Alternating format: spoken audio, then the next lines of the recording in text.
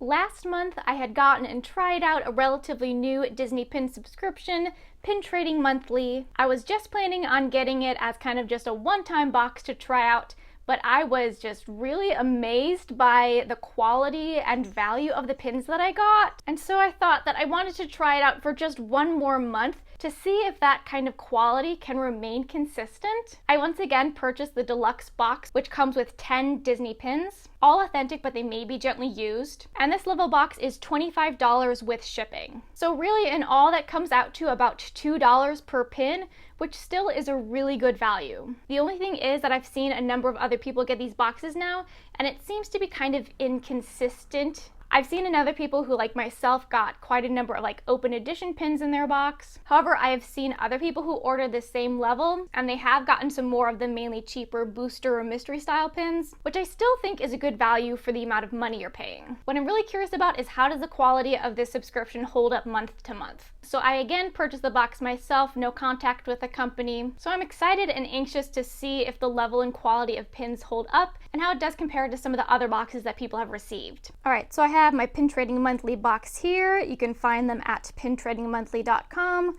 All I just pre-cut the tape right there. So we'll open it up and see what pins are in this second box. Like last time, they have this nice little card inside reading, "Thank you for your order. We hope you enjoy your pins.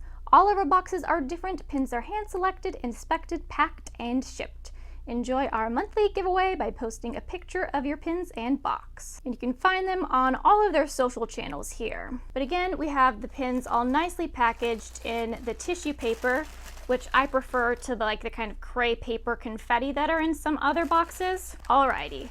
I am very excited by this first pin that I see. This is a beautiful bell. Wow, she is so super pretty. I know that I've seen this type of pin before, but I don't remember where it comes from, if it's a mystery pin or not. But such nice quality pin. I definitely think this is going to be a keeper. Okay, next pin in here is this little C-3PO robot cutie. I know very little about Star Wars, but I at least know that this is supposed to be C-3PO. And I'd guess some type of booster or mystery pin for this. Third pin we have here is a little Tigger race car pin. I think I have this pin already.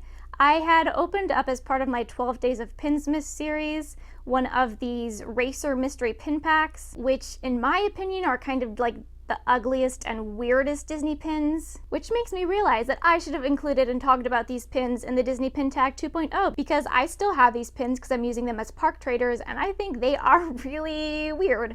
Here we have a Tigger as a car with no eyes, and it's unique to say the least. Okay, we have our first layer of tissue paper done.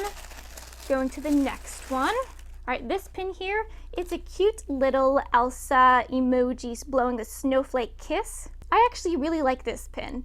I much prefer the emoji pins, which are kind of happy, as opposed to there's a lot of them that look scared or angry. This is from a pretty recent booster set, and I also think that this one is going to be a keeper. Okay, I can see we have some Tsum Tsums here.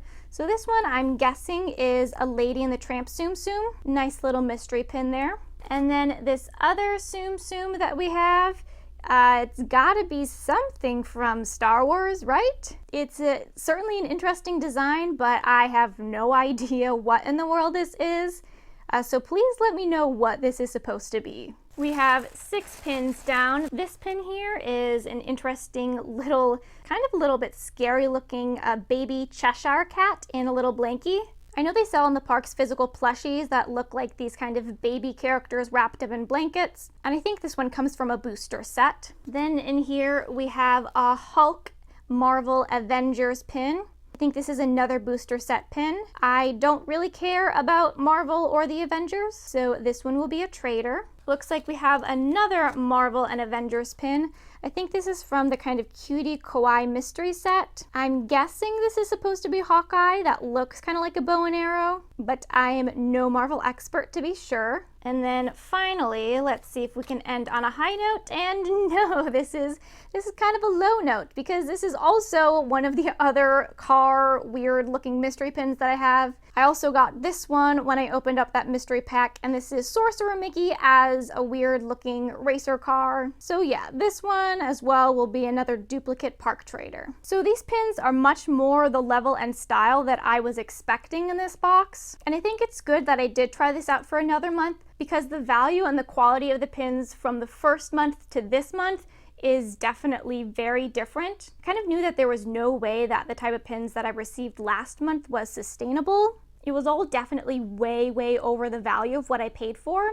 I'm only going to be keeping 2 of them, the Belle and the Elsa. The rest I don't really care about at all. But overall, the fact that this box is $25 shipped for all these 10 pins, even if you're just kind of getting a pin grab bag, I still think that's pretty good prices. And I still think that out of the pin subscription services that are non-Disney online, I still think that this is among the best values. Now there are quite a few Disney pin subscription services, and there's a number of them that just send out fake pins. I've talked about it before, but the Mickey Monthly Pin Pal level, that exclusively sends out fake pins. They've been contacted about that problem for at least 1 to 2 years. They do nothing about it. They are fully aware of what they're doing, and they market that subscription level as tradable pins. I recently came across another subscription, I think it's called Mickey to Your Door. They also are just marketing their pins as tradable pins. And if you're newer, tradable is pretty much always code for fake, because they're not saying authentic, so you're not getting authentic pins like these.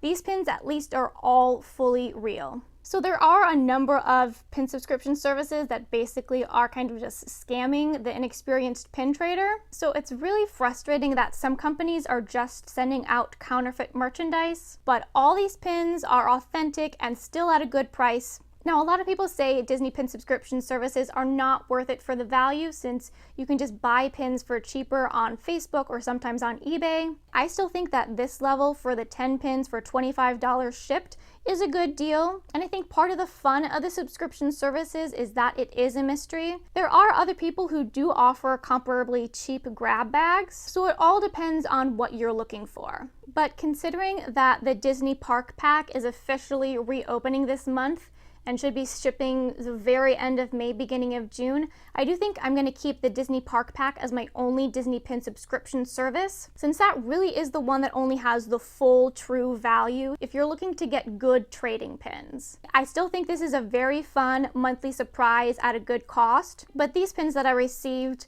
are much more of the pins that I would expect for this value. If you have tried out the subscription service yourself, let me know what you think of the value of these pins. This is the deluxe level, which I think is the most worth it. I don't know if I'd recommend the ones that include limited edition pins.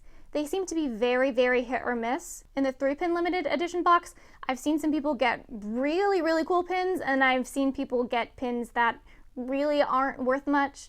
There's another level that comes with 1 Ellie pin and I think 5 open edition pins. And I don't think I would recommend that, because again, there are a lot of very undesirable limited edition pins out there. There's so many Ellie pins that are dated or have years on it. But do let me know what you think, because clearly my first box was kind of set up as a first box to draw you in with really cool pins. But these type of pins seem to be a little bit more characteristic. But thanks for watching!